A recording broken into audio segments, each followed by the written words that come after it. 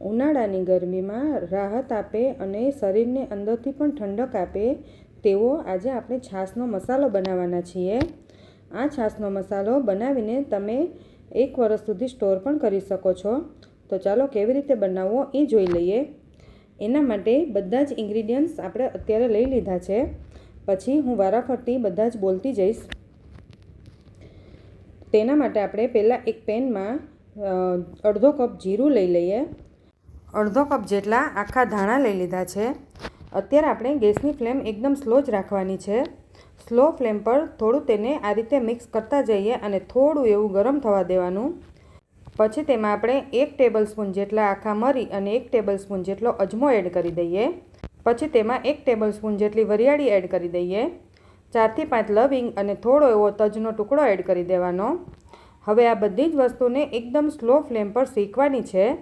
આનો આપણે એકદમ કલર ચેન્જ થઈ જાય ત્યાં સુધી નથી શેકવાની। 2 થી 3 મિનિટ આ રીતે સ્લો ફ્લેમ પર ચલાવશું એટલે તેમાંથી સરસ એવી સુગંધ આવશે। હવે તેમાંથી સરસ એવી સુગંધ આવવા માંડી છે અને થોડો એવો મસાલો આપણો શેકાઈ પણ ગયો છે।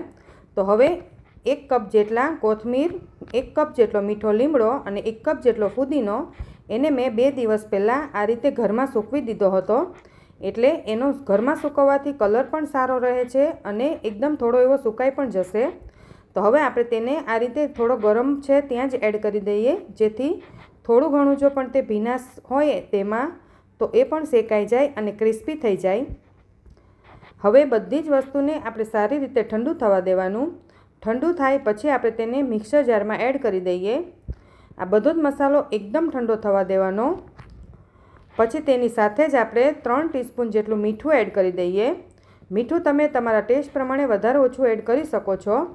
પછી તેની સાથે સંચળ, પછી થોડી હિંગ, થોડો આમચૂર પાવડર અને સૂંઠ પાવડર અને ચાટ મસાલો એડ કરી દઈએ। આ બધી જ વસ્તુ સારી રીતે મિક્સ થઈ જશે અને તેની સાથે પીસાઈ પણ જશે। હવે બધો જ પાવડર આપણો તૈયાર થઈ ગયો છે। તમે આને ન ચાળવો હોય તો પણ ચાલે, પણ આ રીતે આપણે એકવાર ચાળી લઈએ જેથી કોઈ પણ કણ રહી ગયા હોય તો બધું નીકળી જાય। તો છાશનો મસાલો આપણો તૈયાર થઈ ગયો છે। તેને કાચની બોટલમાં ભરીને તમે 1 વર્ષ સુધી સ્ટોર કરી શકો છો। તો હવે છાશ બનાવવી હોય ત્યારે આ રીતે દહીં અને પાણી લેવાનું, તેની સાથે ઠંડો કરવા માટે બરફ એડ કરી દઈએ અને તમારે જેટલો છાશનો મસાલો એડ કરવો હોય એટલો તમે એડ કરીને છાશ બનાવી શકો છો।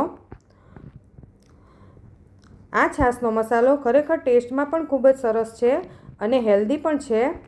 આ છાશનો મસાલો તમે રોજ જ પી શકો છો અને તે પાચન શક્તિ પણ સારી કરે છે અને શરીરને પણ ઠંડક આપશે। તો છાશ આપણી તૈયાર થઈ ગઈ છે।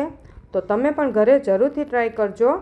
વિડીયો ગમે તો લાઈક, શેર અને સબસ્ક્રાઈબ કરવાનું ન ભૂલતા।